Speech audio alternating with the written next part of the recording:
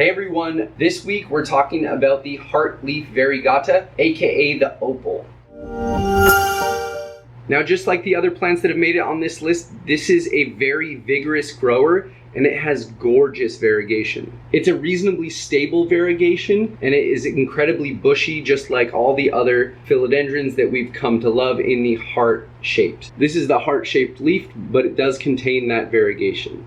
The Philodendron Opal is a very resilient plant and I've never really seen pests on it. Temperature, it's very stable and can get down into the 60s, probably below, and maybe up towards the 90s. Humidity, I've never seen it become an issue. It has a nice thick leaf on it and that typically doesn't have any issues in shipping or ever have really that leaf dissolving issue that we've seen before. As I said, this is just one plant and it's incredibly bushy and has about 4 or 5 different growth points on it, which is awesome. And she's reasonably easy to cut. You just need to watch out for root rot. I have had root rot and stem rot on this plant before, but that was likely because of me overwatering the plant. Here is a month-old cutting of this plant. You can see the original cutting leaf, as well as the new shoot starting to emerge there. This plant should have some strong roots as indicated by this leaf, and I've fed it that 3-2-1 aeroid mix to get started in its first month of life. This plant is very vigorous and bushy. It grows fast, it propagates fast,